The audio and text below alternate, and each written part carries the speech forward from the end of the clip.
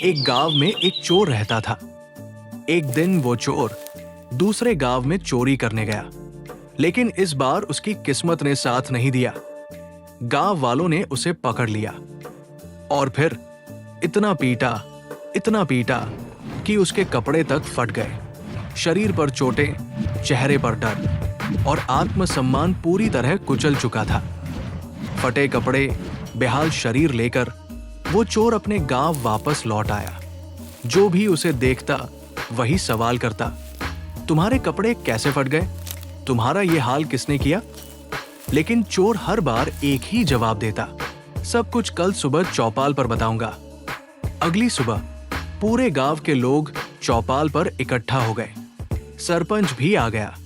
सरपंच ने सख्त आवाज में पूछा, सच सच बताओ, तुम्हारे कपड़े कैसे फटे और तुम्हें इतनी चोटें कैसे लगी? चोर ने शांति से जवाब दिया, मैं भगवान से मिलने गया था। वहां एक ऋषि मिले। उन्होंने मुझसे कहा, अगर तुम सच्चे मन से भगवान को याद करोगे और अच्छे से चोट खाओगे, अपने कपड़े फड़वा लोगे, तो भगवान तुम्हें दर्शन जरूर देंगे। मैंने वही किया और भगवान ने मुझे दर्शन दे दिए। ये सुनते ही सरपंच भड़क गया। गुस्से में बोला, ये कैसी बकवास कर रहे हो? ऐसा कभी होता है क्या? थोड़ी देर तक बहस चलती रही, लेकिन अंत में सरपंच के मन में लालच जाग उठा।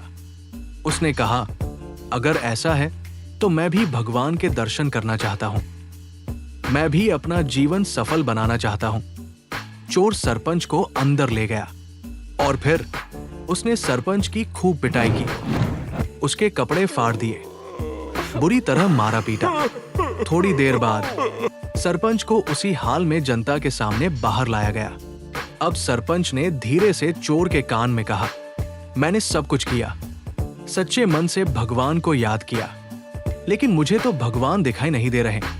तभी चोर ने सरपंच के कान में धीरे से कहा, अब आपके पास दो ही विकल्प है, या तो जनता के सामने मान लो कि आपको भगवान के दर्शन हो गए हैं, या फिर पूरी जिंदगी ये सुनते रहो कि एक चोर ने तुम्हारी पिटाई की थी। फटे कपड़ों में तुम पूरे गांव में घूमते हुए अपने घर गए थे। सरपंच सोच में पड़ गया। उसे समझ आ गया, अब तो बुरी तरह फंस चुका है। पूरी जिंदगी एक चोर से पिटने का दाग ढोने से बेहतर है झूठ ही बोल दिया जाए। और अंत में सरपंच ने जनता के सामने कह दिया, हाँ, मुझे भगवान ने दर्शन दिए हैं।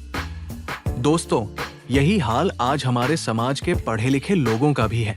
उन्हें सच पता होता है, लेकिन फिर भी वे झूठ बोलने के लिए मजबूर हो जाते हैं, और इसी मजबूरी का फायदा उठाते हैं धर्म के ठेकेदार। वे भगवान के नाम पर उनका अस्तित्व बनाए रखते हैं और उसी झूठे अस्तित्व के सहारे भोली भाली जनता से लाखों करोड़ों रुपए लूटते रहते हैं। लेकिन नादान जनता हजारों सालों से इस चाल को समझ नहीं पाई।